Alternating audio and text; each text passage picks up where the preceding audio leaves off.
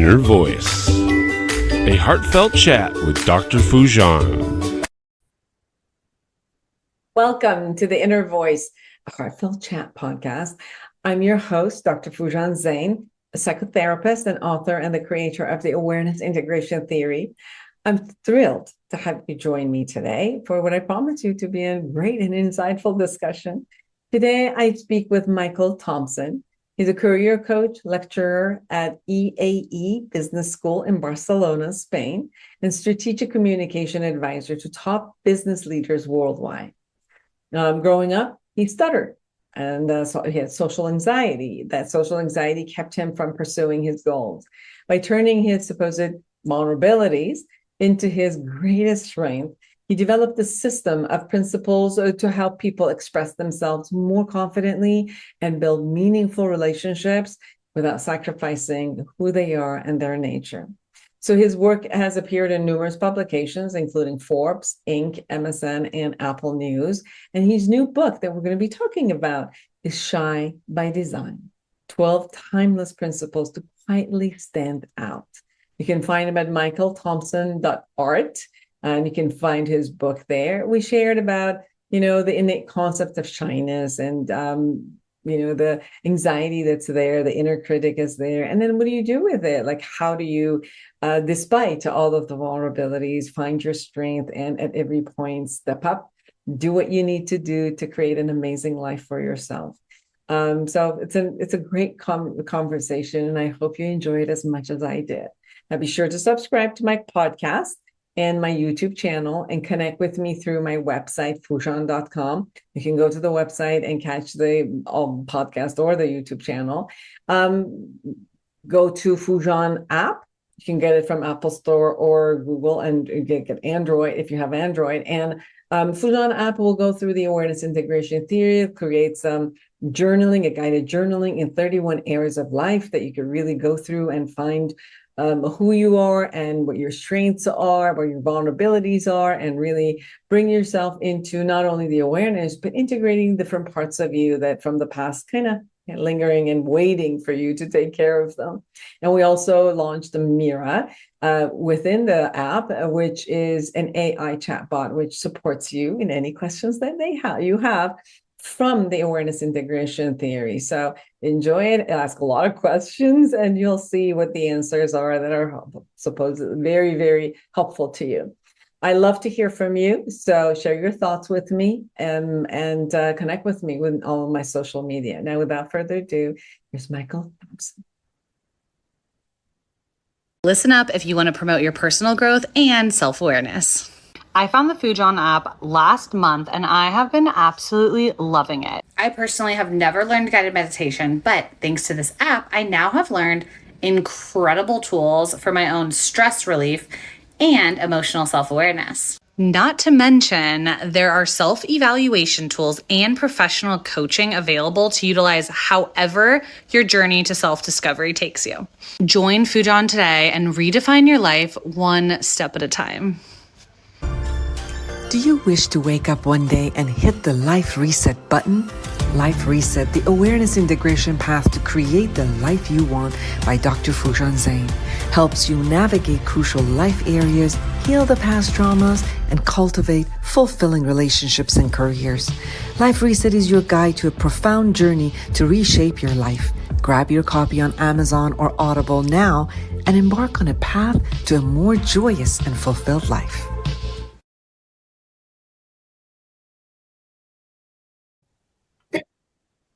Well, welcome to the show, Michael Thompson, everyone.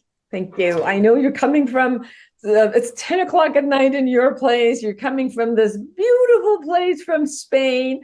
So welcome to the show. Thank you so much for having me today. I'm really excited to be here.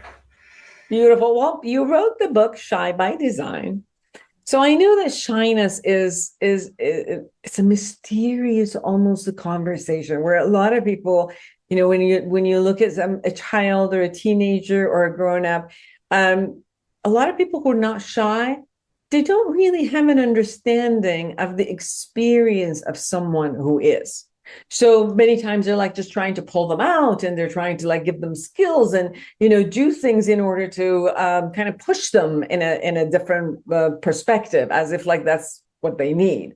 But you wrote a book about what it feels like inside, and what are some of the things that you could actually look at, right? Like 12 timeless principles to quietly stand out. That's Shy by Design. So tell us about one.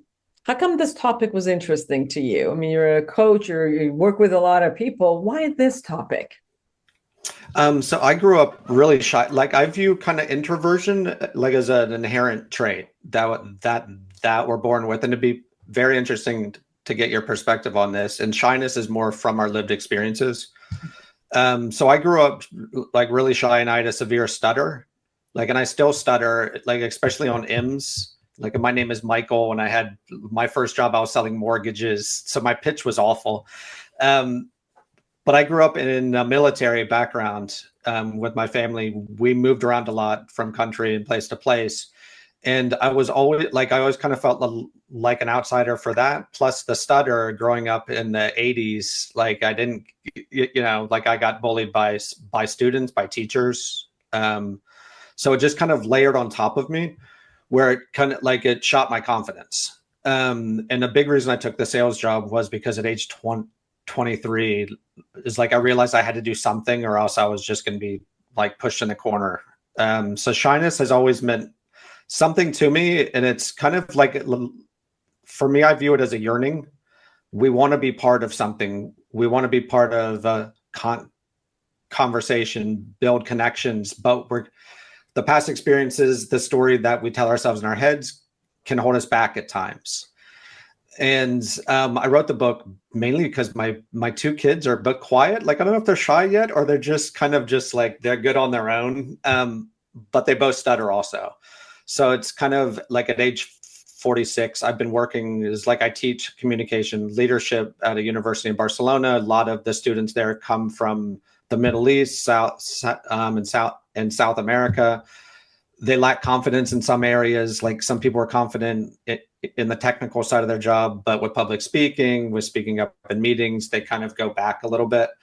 So all of my work kind of culminated into this topic that I've been writing about for 8 years now online. And the book is the result of that. Beautiful.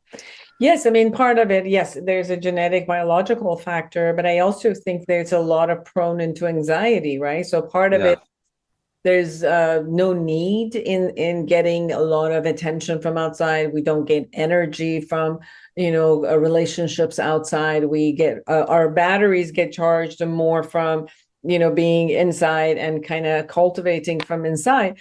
So that's the good thing about it. The other side of it is that because we are internally focused, that we also create a lot of possibly like a critical side to us, which then adds to the anxiety. Because if at any point, if I do something that it doesn't fit right with the society, whether it's a stuttering or they expect me to do something and I'm scared to do it and I shake and my voice gets a little bit squeaky, or I have a lot of anxiety in going out, instead of saying it's okay, let's do it, get over it, there's a critical part that keeps saying I can't do this, and I pull myself back up. So you could see it's like the internal anxiety on top of what I go through genetically, and then creating this critical voice that is also dealing with that. Because just as a psychotherapist, where I've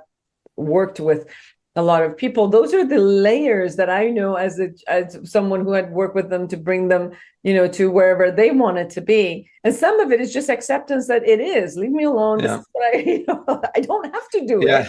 And some of it's just the way. Right. And sometimes I have to, because I'm in circumstances that I have to. What are is that also your experience and your experience? Yeah. Like with the inner critic, whatever you want to call it, the story I told myself was I'm not strong enough. I'm not smart enough. I'm not fast enough. I'm not enough, period. Mm-hmm. And the longer we repeat that story in our head, like the more it becomes ingrained in I'm in the way we view ourselves. And it takes it's like the story that we tell ourselves is very hard to edit, but it is possible to edit. Yeah. And it's taking like a step back, and it's the self-awareness, like it's taking notes. How did you feel? What was the circumstances? What made you think? Like societal norms you had mentioned, like we view vulnerability as weakness. Like, is it really a weakness? My wife married me because of it. With stutter, like in sales, that was my secret weapon. I went to a conference my 3rd month on the job, and it was a huge conference. I didn't want to be there at all. It was like that, like mega Tony Robbins type event. And one of the speakers, the keynote, said something at the end of his talk. He was like, hey, and remember, if you can't get people to answer the door or pick up the phone, start stuttering. They'll see you as a human being and not a salesperson. And it was just like, oh, wow. And all my team erupted too. Like I erupted, oh, holy cow, I can do that. And like my clients, a lot of them, there was a lot of smooth talking salespeople calling them. There wasn't a lot who weren't very smooth. So it's actually for like a lot of people who had bad experiences with salespeople in the past, I was like this ray of light, like, oh, he's a normal person. Thank God. And that helped me flip a story that my stutter is a bad thing. And it took some years after, like the circumstances, I still got nervous for public speaking. But in general, when I speak about that, like my students said, like I teach leadership and communication, and I get up there and say, I grew up stuttering. I've lost a bunch of money in Central America. Like I've done like just about everything wrong. Right. And we're going to work together to get the stuff that we've got wrong in the past correct.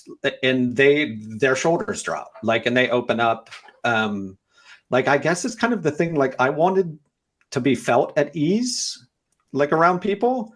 So my job now is to put them at ease. So they open up and they speak their truth. They really talk about what's bothering them.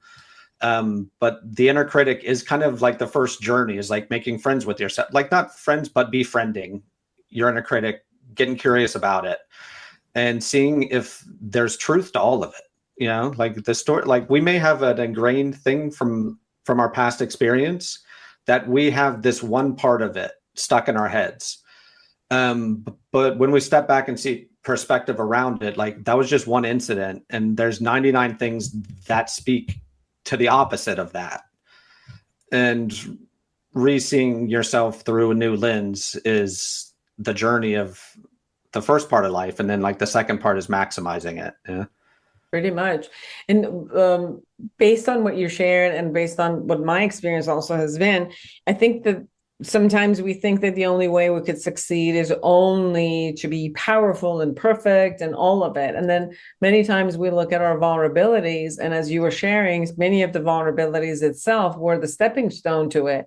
And sometimes we look at our resilience through our vulnerabilities and how our vulnerabilities are our powerful tool. And by itself, being with it and having it out there makes us more confident, because I don't have to hide. And I think part of that conversation is like, am I shy because I need to hide, or am I shy because I have the inner critic? And I think that I'm assuming that other people are criticizing me the same way I'm criticizing myself. And then I want to hide my vulnerability and look perfect. And it puts more pressure, right? So it creates more anxiety when I have to do that, versus like, hey, I got this vulnerabilities out here. Can we get over it and move on to the next level? I almost think that like my stutter, I couldn't hide it, like it was actually visible. So it was kind of like a blessing in disguise, where like the challenge I had was obvious to other people. But it's interesting with my writing, like I'll share stories of anxiety, depression, alcohol use in the past, drugs, and my client, like CEO clients I've helped with books, like this kind of stuff, reached out because of that stuff, not the other way around. Like it was like I related, like everyone has these challenges or something going on. And if you're open about them and someone connects with it, that builds a strong bridge right away. Yes. Yes, it's despite the vulnerabilities that I get to not, to hide it. So you talk about 12 timeless principles. Can you start sharing with us a little bit of those with the audience? Yeah. So like one of my favorite ones, and kind of the backbone of the book that runs through it as an undercurrent throughout, is to treat your curiosity as your primary responsibility. Like, and that starts with ourselves. Like, it starts with the questioning of the stories that we tell ourselves, the questioning of past experiences, and just kind of a self-awareness, like of being curious in yourself. Like, and the flip side of it is being curious in other human beings. I generally think if you're curious about yourself first, like, and you get like curious, you're going to want to become curious in other people. And it's kind of the flip that, like, once you're comfortable with who you are, like, you want to learn the stories of others, and like, and other people can feel it also. You don't have an agenda as much. You're just more comfortable. And that comes with the, I think that, like, the best piece of career advice or life advice in general is like just being in awe of other people. And that, like, for me, stuttering, I had a therapist who was like, your problem isn't stuttering, it's you don't listen to anyone. Like, and it was one of those things where I was like, what are you talking about? It's like, I don't speak well. So like, listening is the one thing I have. And she was like, you're so caught up in what you're going to say, how you're going to say it, that you're not listening to anybody at all. And she made me do listening exercises instead of speech exercises. And that kind of like, and she just got me like curious in me, plus other people in conversations. We watched videos of conversations, body language, all of this stuff. And it got me out of my own head, focusing on other people. Like, and that's when, people are fascinating. I don't have to sit and worry about me all day. Like, I can just be curious in other people. And that does attract people to your life. Very much, because you get out of yourself. Like you said, if you're only inside of your own head and you're only dealing with the critical part of you, it sucks a lot of energy, a lot of time, energy that does not involve, it does not allow you to have the relationship that you need. And you're right, in order to have the relationship, you do need to get out of yourself and put your eyes on other people. And the curiosity creates the motivation to actually look at other people and listen to other people, and therefore create the relationship. Yeah. So I got really like lucky in the sense of somebody called me out. Like, it's like, if you want to tell someone to be a better listener, it's like being told you need to eat more Brussels sprouts or something. It's not the thing that you want to hear. Like, and you see it in every leadership book, communication book, like listen. But it's cliche for a reason, because it's grounded in truth. And generally, as a life rule, if you hear a cliche, like, listen to it, like, just because it's usually right. Yeah. Yeah, absolutely. So one is the principle, is the curiosity. What else? So being bold for this conversation, like, I think being bold in the moments that matter is a big one, of betting on yourself. And like, I still, for me, I'm holding a pen just as like a fidgety thing, just for this interview. And you're very nice. Like, you've been super, super warm. It's just not my thing of being on video, but I do it. And I do it because I cheat. And I have some exercises that help me to be like, to do hard things for me. And, to be bold, it's that, like, I keep a record of any time I do anything that makes me say, holy crap. Like, I have a holy crap jar. I have a different name for it that maybe it shouldn't be on air. But like, anytime, like, oh, I did that, like, I write it down and I throw it in the jar. And whenever I'm feeling shaky, I grab some old note cards, like, and I was like, I survived X. I gave a presentation at Y. I did an interview with an NPR syndicated, that, like, in like a list of things, like, I've already done these things. Speaking to you is not the scariest thing in the world, like, and it just, but my past experiences, like, of screwing up presentations as a kid, of public speaking stuff, what it, like, it does get stuck in your head. So it's my way of getting a boost of confidence that, like, hey, I've been doing hard things. And I took a sales job, like, as a guy who stuttered. Like, I've done brave things, like, I moved to Central America afterwards. I tried to flip real estate there, didn't speak the language, didn't know anything. I moved to Spain afterwards, no opportunities. Like, I've done these things. Like, it's interesting. All the big things are easy for me, Right. like moving, but the small day-to-day things will paralyze me sometimes. And I like what you said, is because we get caught into a lack, something that is not going to work out, and then you open the lens for yourself. You open the lens about where you're powerful, where you've gone through and created success, regardless of the difficulties that were there. So it's almost like opening up the lens versus getting caught into a minute concept, which is constantly going to get you whole. So it gives you the power from within, not just from outside. It's not like, okay, I'm just going to, say these sentences to myself and boost myself up, but it's actually going back and looking at what I've done. So I tap into my own power. Where is it? How did I do all of that? What did I say to myself to be able to pass through? So I'm going to take that part of me, which is powerful, and bring it right now in my face and know that I can get through this also. Yeah, it's like right now, it's really easy to look for validation online, but you need to validate yourself, like, and keeping a list of things that make you proud and just keeping it for yourself. Like, just keep it for you. That's your thing. Like, it's something I encourage, is like, I'm glad I do it, but it's something I encourage others also to do, is like, keep a little brag sheet for yourself of the times you've done, like, you've surprised yourself, you did something you didn't think you could do. And that going forward, like, it's my boost, that. And also, right during COVID, my dad got cancer, and a client had reached out to help her write a book on self-care mindset. Like, and I was kind of overwhelmed with everything. It's like, I had just signed my own book deal.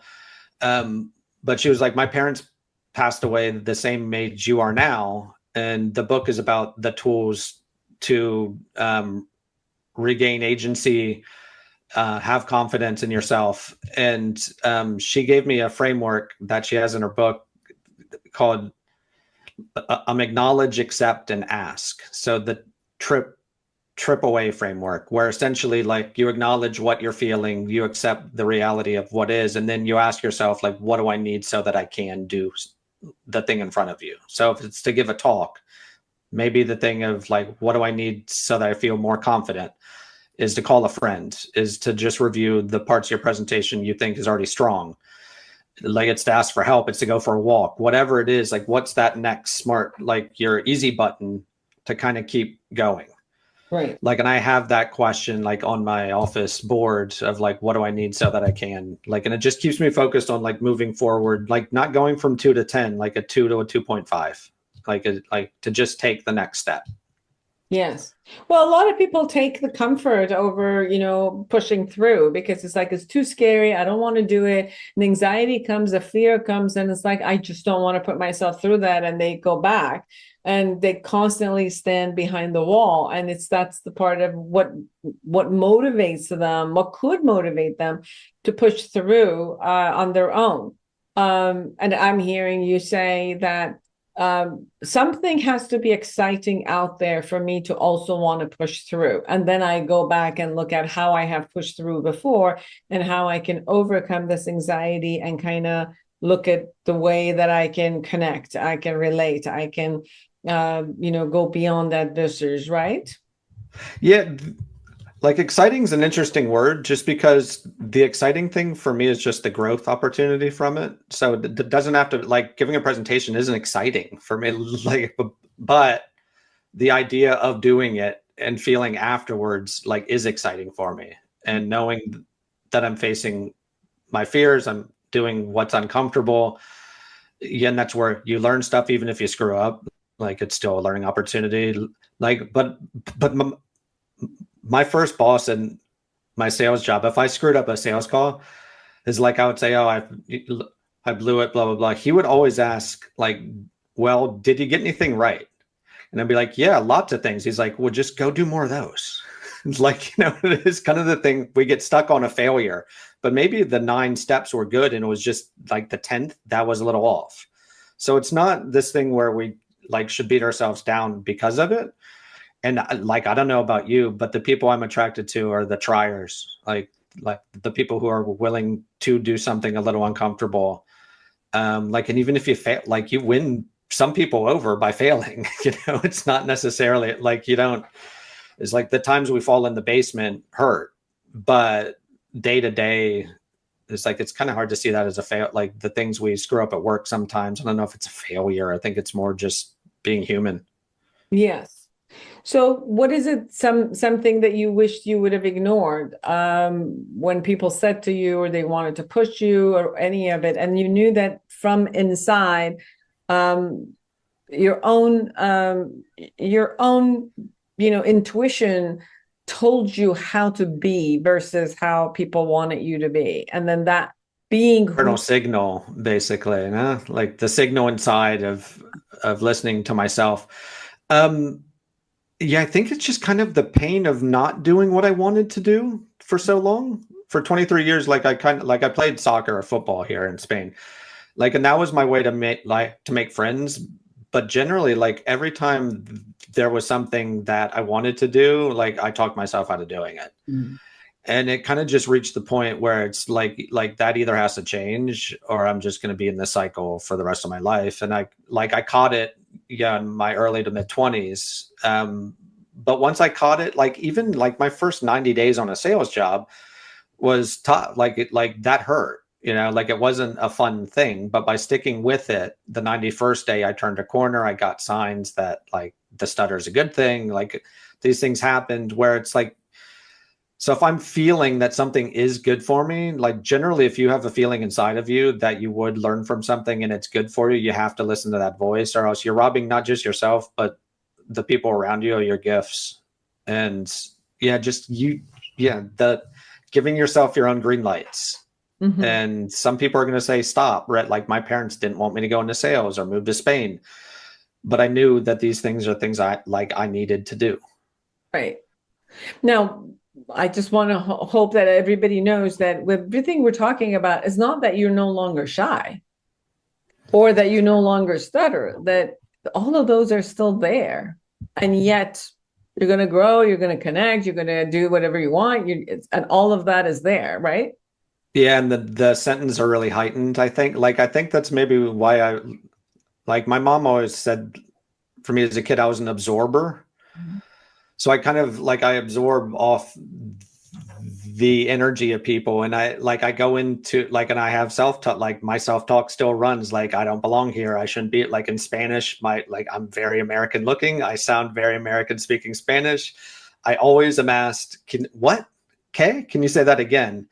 Not because I'm saying it wrong, it's my accent. So people are just kind of like, and I get in the head, like, am I saying it right? Did I and then I'll stutter. And but that's kind of it's kind of like the people around me who are in my life who appreciate me. It's kind of the charm.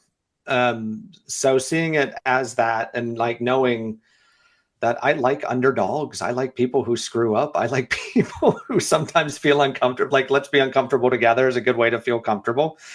So the shyness is still there. And I think with shyness, there's people who work on Wall Street who are like uber confident, like in their job. But if they have to go speak to someone on the street about something else, they're shy. And so I think it shows up in like shyness, I think runs through all of us at times, depending on the environment. Yes, I mean, I work with people who they obviously, like biologically, they are shy and socially they're shy.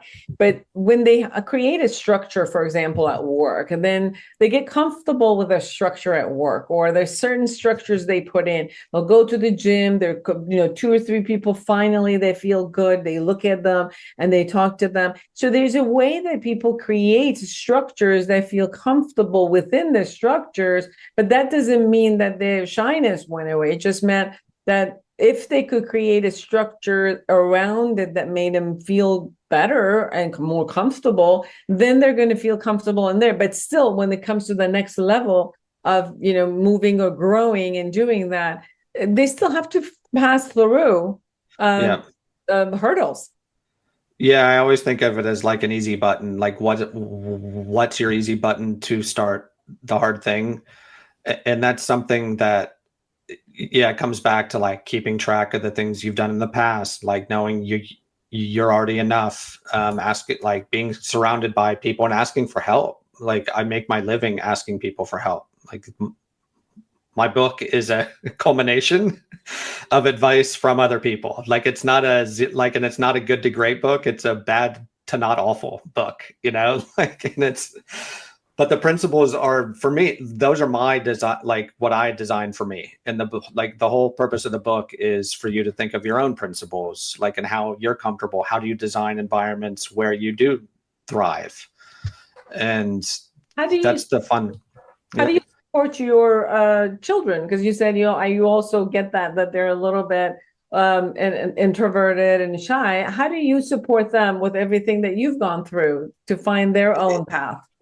It's fascinating because I hated it when I was a kid, where my dad or our mom or a teacher like would say, stop, pause, breathe, start again. And I caught myself doing it in the beginning. Like, and I was like, of all people, like I shouldn't be able to like empathize with this, like, and not put pressure on them, just because of like, once the spotlight is stop, pause, start again, like the spotlight just intensifies on you. So they're 10 and 6, almost 7 now.